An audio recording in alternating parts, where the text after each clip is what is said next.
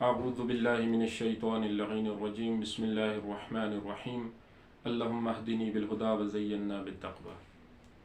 درس تفسیر قرآن، سورہ الفرقان، 25واں سورہ، 18واں پارہ۔ سورہ الفرقان مکی صورت ہے اور اس کی 77 آیات ہیں۔ یہ اپنے دامن میں مختلف موضوعات کو لیے ہوئے ہے، جیسا کہ رسالت پیغمبر کا تذکرہ ہے، پیغمبر پر ہونے والے مختلف شبہات اور شکوک بیان کیے گئے ہیں۔ اس میں خود اللہ رب العزت کی وحدانیت اور اس کے لا ولد ہونے کو بیان کیا گیا ہے،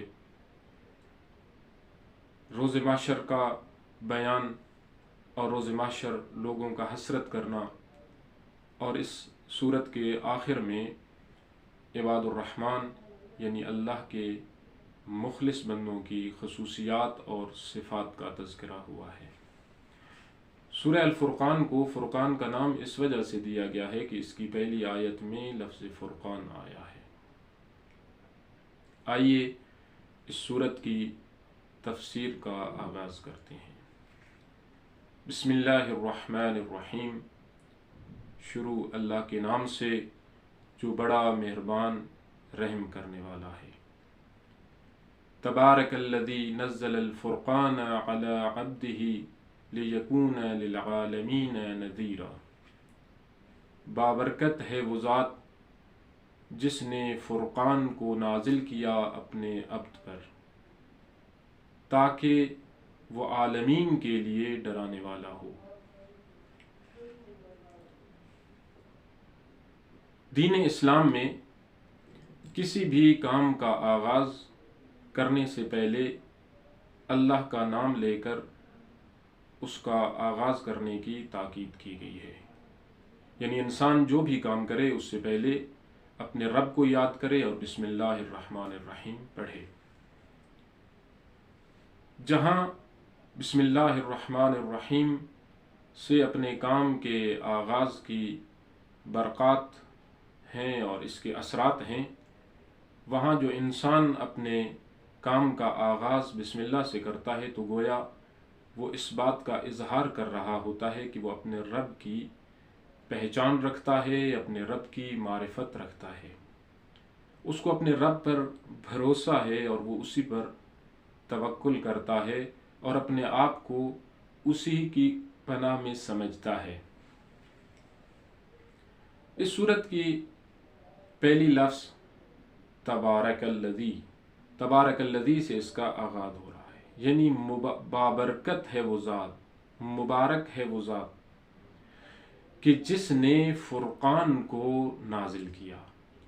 اب یہاں پر اس بات کو دیکھنا ہے کہ فرقان کیا ہے اور جس ذات سے، جس سرچشمے سے یہ فرقان صادر ہو رہا ہے وہ سرچشمہ کیا ہے، اور کس ذات پر اس فرقان کو نازل کیا جا رہا ہے۔ فرقان کا اگر آپ عربی لغت میں معنی دیکھیں تو فرقان کا معنی ہے حق کو باطل سے تمیز دینا، یعنی ہر وہ چیز جو حق کو باطل سے ممتاز کرے اسے فرقان کہتے ہیں۔ جیسا کہ قرآن میں متعدد مقامات پر فرقان کو مختلف معانی کے لیے، مختلف عناوین کے لیے استعمال کیا گیا ہے۔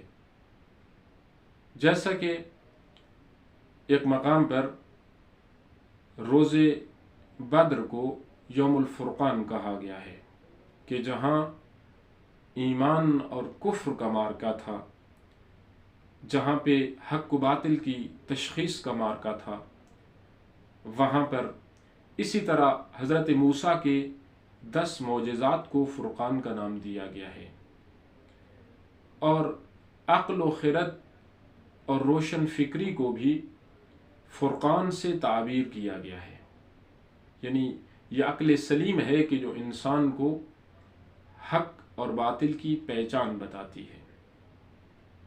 تو قرآن کریم کو فرقان اسی وجہ سے کہا گیا ہے کہ یہ حق کو باطل سے جدا کرنے والا ہے، حق کو باطل سے تشخیص دینے والا ہے۔ ائمہ طاہرین علیہ الصلوۃ والسلام نے بھی اپنے ارشادات میں یہ فرمایا ہے کہ حتیٰ کہ اگر ہمارے کلام کے متعلق تم چھان بین کرنا چاہو، تم دیکھنا چاہو کہ واقعاً یہ ہمارا کلام ہے یا ہماری طرف نسبت دی گئی ہے اس کلام کی، کیونکہ ائمہ طاہرین علیہ السلام کے دور میں ہی آپ کی جانب مختلف باتوں کی نسبت دی جاتی تھی، تو ائمہ طاہرین علیہ السلام نے اپنے کلام کی پہچان کروانے کے لیے ایک میزان اور کسوٹی مقرر فرمائی، اور وہ میزان اور کسوٹی قرآن کے سوا اور کوئی نہیں ہے۔ فرمایا کہ اگر تمہارے سامنے ہمارا کوئی فرمان پیش کیا جائے تو پھر تم آنکھیں بند کر کے اس فرمان کو مت لے لینا، آنکھیں بند کر کے اس پر عمل پیرا مت ہو جانا، بلکہ تم اس کو قرآن پر پرکھو۔ اگر وہ فرمان قرآن کی تعلیمات کے مطابق ہے تو اسے لے لو، اور اگر وہ قرآن کے مطابق نہیں ہے، قرآن سے ٹکرا رہا ہے، قرآن سے مطابقت نہیں رکھتا، قرآن کچھ اور کہہ رہا ہے اور فرمان سے کچھ اور سمجھ آ رہا ہے، پھر فرمایا فَضْرِبُوهُ عَلَى الْجِدَارِ، اس کو دیوار پر دے مارو۔ یہاں یہ نہیں فرمایا کہ فَتْرُكُوهُ سے ترک کر دو، یا فَضْرِبُوهُ عَلَى الْأَرْضِ کہ اس کو زمین پر پٹخ دو، کہا کہ اس کو دیوار پر دے مارو۔ ممکن ہے کہ ترک کرنے میں نرمی کا پہلو آئے، زمین پر گرانے سے، نظر انداز کرنے سے کوئی نرمی کا پہلو نکل آئے، لیکن فَضْرِبُوهُ عَلَى الْجِدَارِ اس بات کا اس بات ہو رہا ہے کہ یہاں پر ائمہ طاہرین علیہ السلام نے اس فرمان کو کہ جو قرآن کے مطابق نہیں ہے اس کو سختی سے رد کرنے کا حکم دیا ہے، اور ہمیں یہ راستہ بتایا ہے کہ ہمارے فرمان اور ہماری احادیث کی پہچان کا معیار اور میزان قرآن ہے، اور قرآن فرقان ہے کہ جو حق کو باطل سے ممتاز کرتا ہے۔ اس کا سرچشمہ مبارک ہے، اس کا سرچشمہ وحی الہی ہے۔ قرآن اللہ کا کلام ہے، اور کس پر نازل ہوا؟ قلب پیغمبر پر۔ پیغمبر گرامی اسلام کو اللہ رب العزت نے مختلف صورتوں میں اپنے عبد کے عنوان سے اور اپنے عبد کی نسبت سے یاد فرمایا ہے۔ سورہ بنی اسرائیل میں ارشاد ہوتا ہے سبحان الذی اسری بعبدہ لیلا من المسجد الحرام الی المسجد الاقصی، اور اسی طرح سورہ قاف میں ارشاد ہوتا ہے الحمدللہ الذی انزل علی عبدہ الکتاب، اور اس تیسری آیت میں کہ جس کے مطلع میں اور پہلی آیت میں بھی اللہ رب العزت اسی طرح اپنے حبیب کی نسبت اپنے عبد ہونے کے عنوان سے بیان کر رہا ہے تبارک الذی نزل الفرقان علی عبدہ لیکون للعالمین نذیرا، میں نے اس فرقان کو اپنے عبد پر نازل کیا، اپنے بندے پر نازل کیا۔ ہم دیکھتے ہیں کہ عبد الہی کا مرتبہ کیسا مرتبہ ہے، یہ کوئی عام مرتبہ نہیں ہے۔ عبد الہی ہونا یعنی اللہ کے لیے مخلص ہو جانا، یعنی انسان کا قلب مکمل طور پر اپنے رب کی طرف متوجہ ہو جائے۔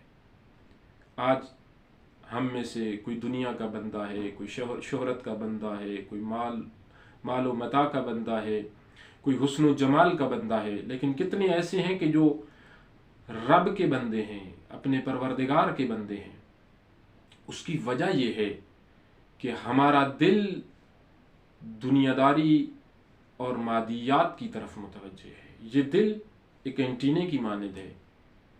آپ دیکھتے ہیں کہ آپ نے جب کوئی چینل دیکھنا ہوتا ہے ٹی وی پر، تو اس چینل کو دیکھنے کے لیے آپ اینٹینے کو ایک خاص ڈائریکشن میں رکھتے ہیں، خاص سمت میں رکھتے ہیں۔ اگر وہ اینٹینا اس خاص سمت میں نہ ہو تو آپ وہ چینل نہیں دیکھ سکتے۔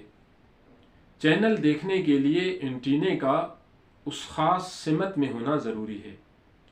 اسی طرح اگر ہم عبودیت پروردگار اپنانا چاہتے ہیں، بندگان خداوند متعال میں شمار ہونا چاہتے ہیں، تو پھر ہمارے دل بھی اپنے رب کی طرف متوجہ ہونے چاہیے، پھر ہمارے قلب بھی اپنے رب کی طرف متوجہ ہونے چاہیے۔ قلب پیغمبر وہ قلب ہے کہ جو ایک لحظہ بھی اپنے رب سے غافل نہیں ہو سکتا، اور وہ قلب ہے کہ جس پر اللہ نے اپنے مقدس کلام کو نازل کیا ہے۔ کس لیے؟ لِيَكُونَ لِلْعَالَمِينَ نَذِيرًا، تاکہ وہ عالمین کے لیے ڈرانے والا ہو۔ عالمین میں یہاں کوئی قید نہیں ہے کہ اس میں کوئی حد بیان کی گئی ہو، نہ مکان کی حد بیان کی گئی ہے، نہ زمان کی حد بیان کی گئی ہے، نہ کسی علاقے اور منطقے کی حد بیان کی گئی ہے۔ گویا یہ کہا جا رہا ہے کہ یہ جو دین اسلام ہے، پیغمبر گرامی اسلام جو دین لے کر آئے ہیں، یہ دین کسی خاص زمانے کے ساتھ مختص نہیں ہے کہ اس کو کسی خاص زمانے کے ساتھ، کسی خاص دور کے ساتھ اس کو مختص کر دیا جائے، بلکہ دین اسلام دین بشر ہے، اور قیامت تک آنے والے بنی آدم کی ضروریات کو پورا کرنے والا یہ دین ہے۔ اس کی کوئی تاریخ نہیں ہے کہ یہ اس تاریخ تک ہے اور اس کے بعد یہ ایکسپائر ہو جائے گا۔ دین بشر ہے، اور یہ الطاف الہی ہیں ہمارے اوپر، یہ لطف پروردگار ہے کہ اس نے اپنے حبیب کے ذریعے، اپنے انبیاء کے ذریعے، ائمہ طاہرین علیہم الصلاۃ والسلام کے ذریعے ہماری ہدایت کا سامان کیا ہے، تاکہ وہ ہمیں درپیش خطرات سے اور ہمارے دشمنوں سے ہمیں آگاہ کریں۔ جب انسان درپیش خطرات سے آگاہ ہوتا ہے، اور جب انسان اپنے دشمنوں کی پہچان حاصل کر لیتا ہے، تو بہتر انداز میں ان حالات کا مقابلہ کر سکتا ہے۔ دعا ہے اللہ رب العزت ہمیں قرآن کریم کی تعلیمات پر عمل پیرا ہونے کی توفیق نصیب فرمائے۔ والسلام علیکم ورحمۃ اللہ وبرکاتہ۔